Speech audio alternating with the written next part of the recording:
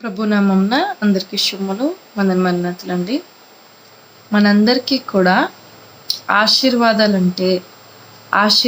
అనంటే చాలా ఇష్టంగా ఉంటుంది కదండి. ఆశీర్వాదం అనంటే దీవెన.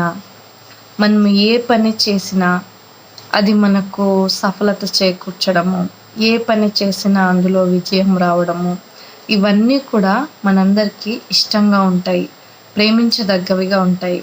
కానీ మన జీవితంలో అవి మన వెంట ఉండాలనంటే, ఆశీర్వాదం, దేవుని దీవెన మన వెంట ఉండాలంటే, అంటే ఏ పని చేసినా మనకు లాభమే ప్రాప్తించినట్లు, ఏ పని చేసినా మనము విజయాన్నే చేకూరినట్లు మనము ఎలాగున దీవించబడాలనంటే, నీవు ఆయన చేయి పట్టుకున్నట్లయితే, ఆయన చేయి పట్టుకొని నడిచినట్లయితే మనము ప్రతి ఒక్క విషయంలోనూ మనము విజయాన్ని చూడగలమండి.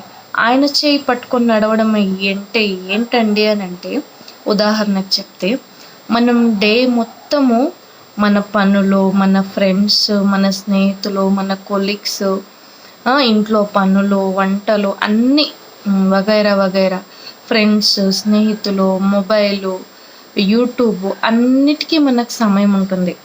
కానీ దేవునితో మాట్లాడడానికి, దేవునితో సమయం గడపడానికి మనకు ఒక 10 నిమిషాలు కూడా సమయం ఉండదు.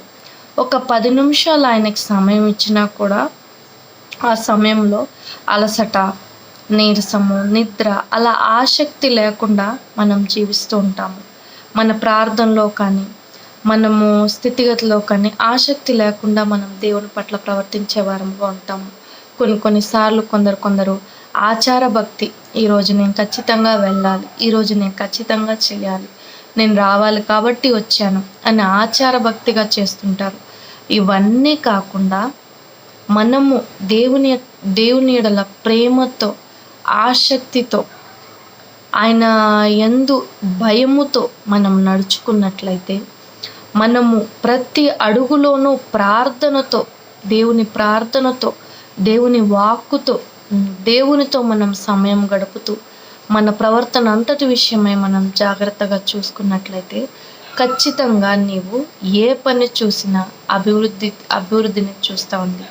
మనము కన్నీటితో గుప్పెడు విత్తనములు విత్తినా కూడా సంతోషంతో, ఆనందంతో పంటను కోయదమండి. అటువంటి ఆశీర్వాదాన్ని దేవుడు మనకి ఇచ్చేవారుగా ఉంటారు. అయితే మనం ఏం చేస్తామంటే, ఆయన చేయి విడిచిపెట్టేసి మన ఇష్టానుసారం మనం జీవిస్తాము. అలా జీవించే వారంగా కాకుండా ఉండుటకు ప్రభు సహాయం కొరకు ప్రార్థన చేద్దాం. అటువంటి ధన్యతా భాగ్యము ప్రభు దయచేయునుగాక. ఆమేన్.